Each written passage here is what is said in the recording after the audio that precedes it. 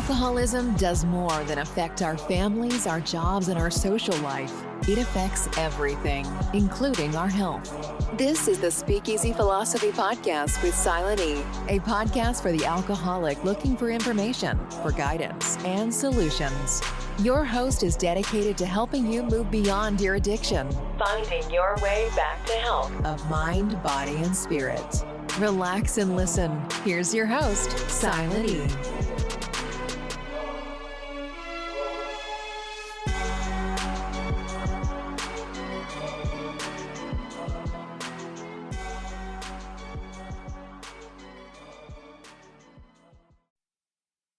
I'm excited about seeing a day I never saw before. I'm excited about meeting people I never met before. And I'm excited about learning things I never knew before. I am your host, Silent E, and I'm excited.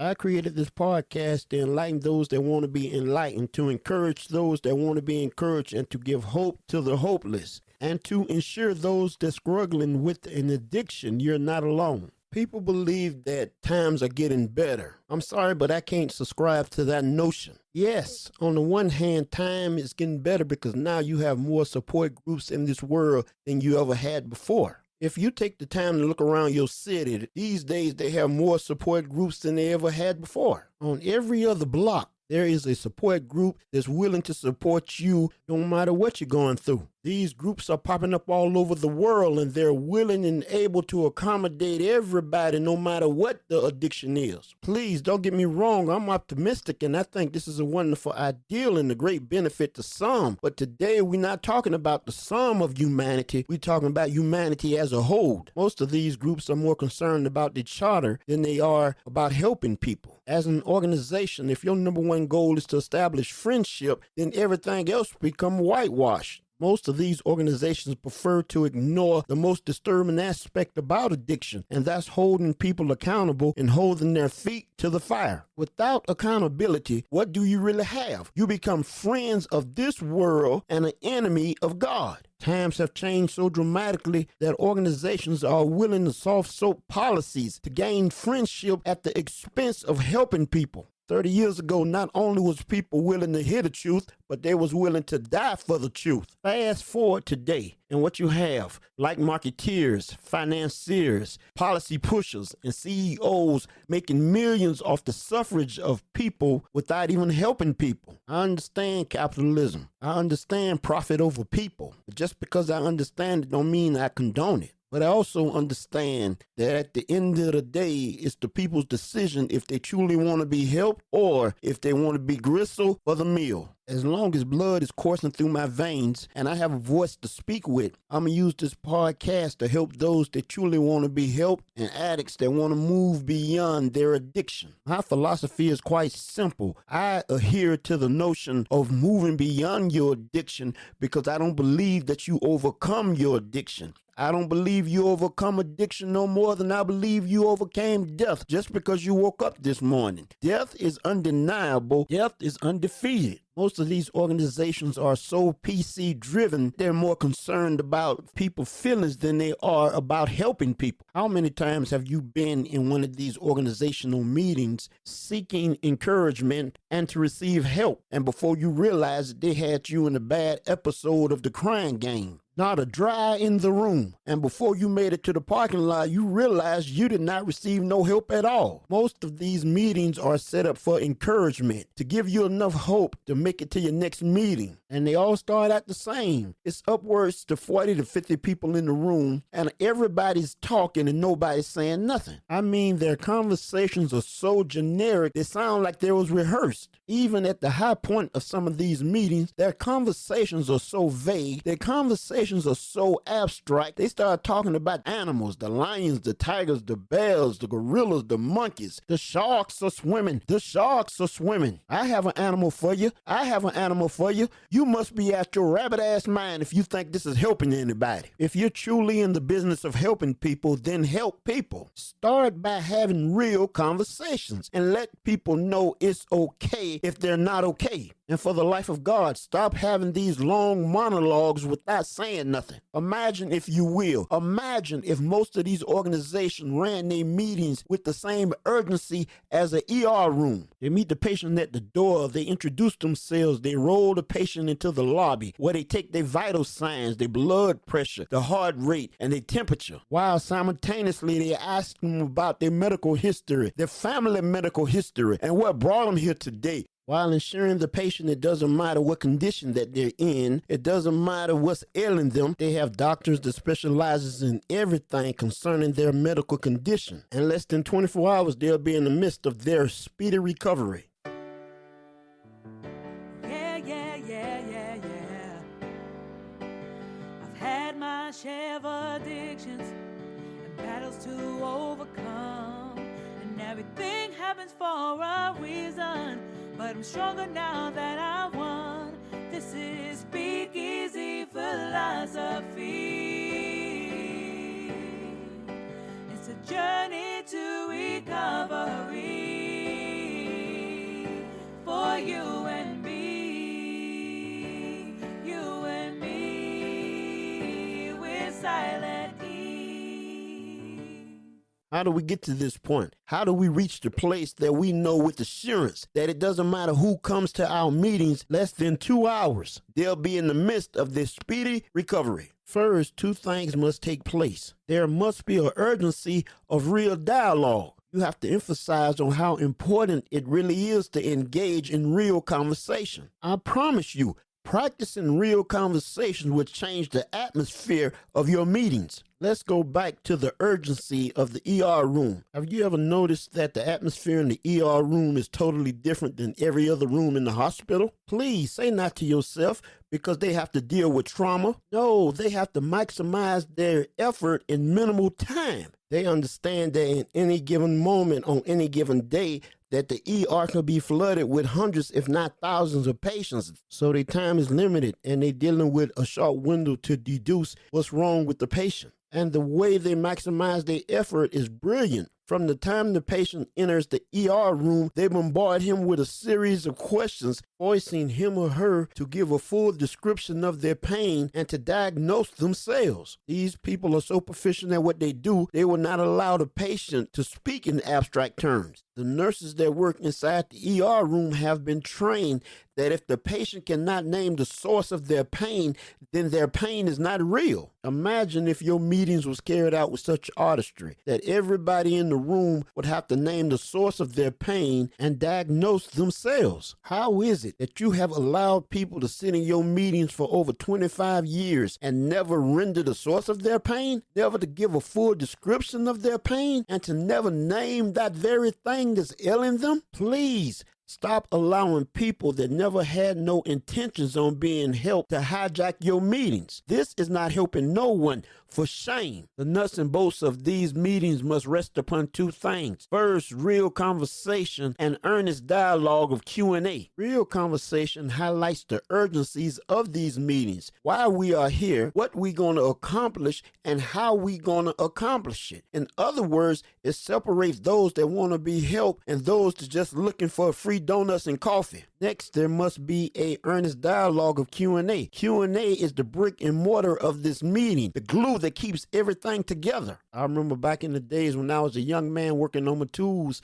and sometimes I'd take jobs out of town. And the first day you showed up to the site, it was always a barrage of questions. Someone would yell out, "Who is this Yahoo?" And another would yell, "Where did this Yahoo come from?" And in the faint distance, another voice would stir the pot. "Does anyone know this Yahoo?" Once the job started, sometimes it would take 2 to 3 days before you proved your salt. Then you was accepted into the fold. Fast forward today. No one is asking the tough questions. No one is asking questions at all. You don't know the people at the meeting. You don't know the people that started the meeting. There is no agenda. Everything is out of order, and no one has proven their salt. And every Yahoo is accepted into the fold. And once again, for shame, because this is not helping no one.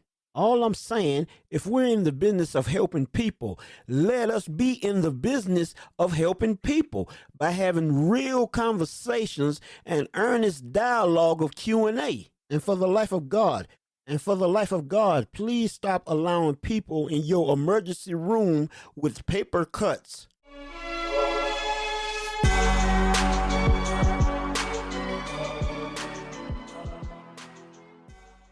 Emergency rooms is a medical treatment facility that specializes in emergency medicine, the acute care of patients that have been traumatized by illness and injuries, and some may even be life-threatening. ERs are built to handle some of the most horrific injuries one could dare to imagine. But what they're not built for are paper cuts. Let us take 1 minute to give a brief description of what a paper cut is. Paper cut is someone who sits at the meetings and have a problem that's so minute, so small, you can't help but wonder if it's fabricated just to come to the meeting. Or the person who's truly been traumatized but don't have enough strength to verbalize their pain. Weeks turn into months and months turn into years, and they just sit there year after year, never enunciating the very thing that's killing them, never drawing the conclusion that this is worse than the crime itself. So they just sit there and relegate themselves as to a paper cut.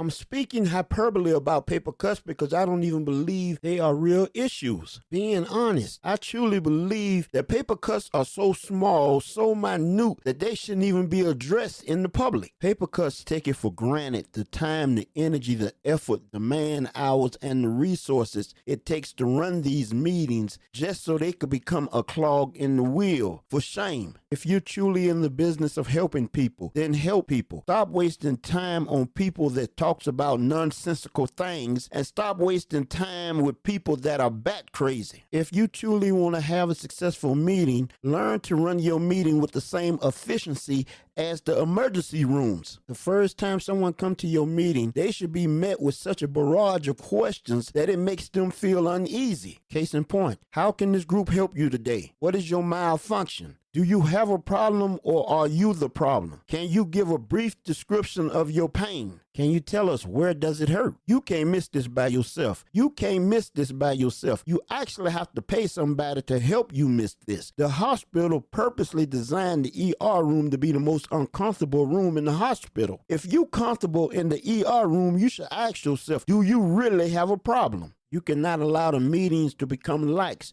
Once the foe become comfortable, there's no sense of urgency. Without urgency, there's no need for immediate care. And once there's no need for immediate care, there's no longer fellowship, but it all becomes friendship. And once friendship becomes the heart of the matter, you will have an ER room full of paper cuts. All we're talking about is responsibility and holding each other's feet to the fire. Throughout my life journey, the most effective groups that have done this tends to be the smaller groups. The bigger groups, for some reason, they just get along to move on. Humor me for a moment. How would you feel if you walked into a meeting for the very first time seeking help, and you was met with an onslaught of questions that was so surreal that it made you question your own sobriety, that it made you question, are you really seeking help, or do you want a pity party? We understand that these are rhetorical questions, but the magnitude of the questions that were asked serves dual purposes. First, by having the guts to ask the tough questions shows that the group is serious. Second, by answering the questions, it shows that you seriously want to be helped. Once they address the issue, the healing begins. I understand that this may sound like a strange concept, and that a lot of groups don't have the ability nor the leaderships to reach this goal. But that doesn't mean that this shouldn't be a pressing benchmark for everyone to achieve. And I also understand that we're all broken people trying to help each other navigate through this thing called life. But I also understand how imperative it is for us to hold each other accountable and to hold each other's feet to the fire that we may produce a better you.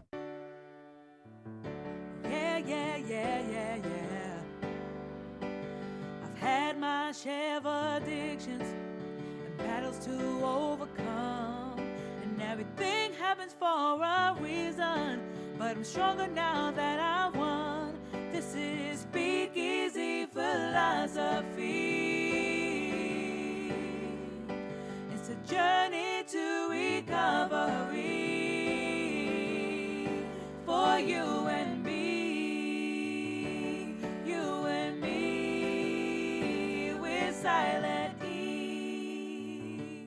Please Please say not to yourself that our group is not equipped with professional counselors nor therapists to address such pressing needs. You don't have to reach a collegiate level to understand the fundamental basic skills of how counseling truly works. Please let me explain. Most counselors and therapists fresh out of college don't have enough years of experience in life to be able to teach someone how to navigate their life nor to manage their addiction. It's crazy if you think about it. Through a battery of questions, the patient teaches the counselor how to counsel them. I'm not dismissing professional help altogether, but what I am saying is that collectively we have more years in addiction that we should be able to help one another. How do we help one another? Questions, questions, questions. And when you get tired of asking questions, you ask more questions. It's mandatory that we ask these questions that we may get to the root of the problem. If you've been listening to this podcast long enough, you know my all-time question is, do you have a problem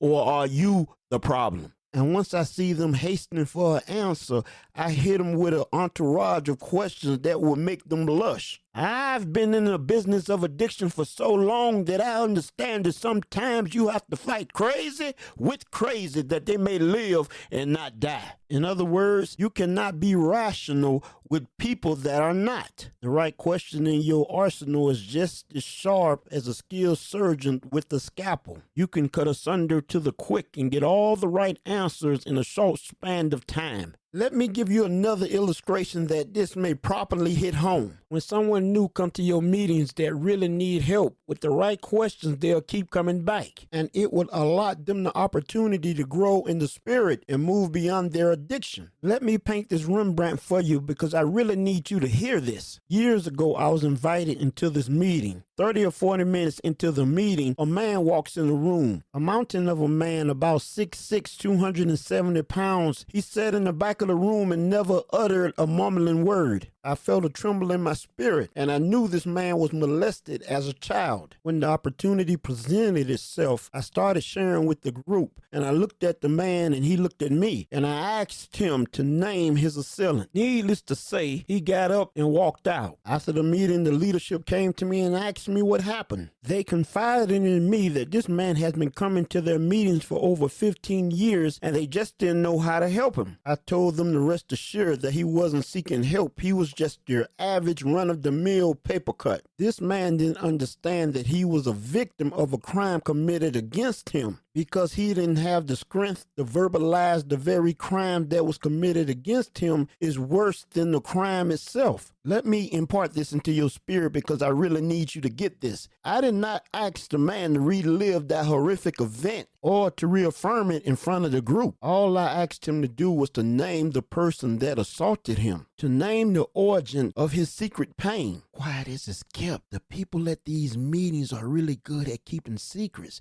and they believe if they sweep it up under the rug, they'll never have to mention their secret pains, and no one would be the wiser. But that is not the truth. The very secrets that you're keeping are malignant, cancerous, and is killing you. Each man hides a secret pain. Each man hides a secret Each man hides a secret pain. Each man hides a secret pain. What do you know of my pain? Your pain runs deep. What would happen if you started your meeting off talking about the very thing that's killing them, talking about their secret pains? Imagine, if you will, a room full of people and you make eye contact with one person and you say, I can't help but notice your pain. I promise you that room would clear out faster than a rabbi at a pork eating competition. Why? Because people embrace pain. They love their secret pains more than they love life. This is the Speakeasy Philosophy Podcast with Silent E, a podcast for the alcoholic looking for information, for guidance, and solutions. This is the Speakeasy Philosophy Podcast with Silent E, a podcast for the alcoholic looking for information, for guidance, and solutions. To recovery. We would love to help.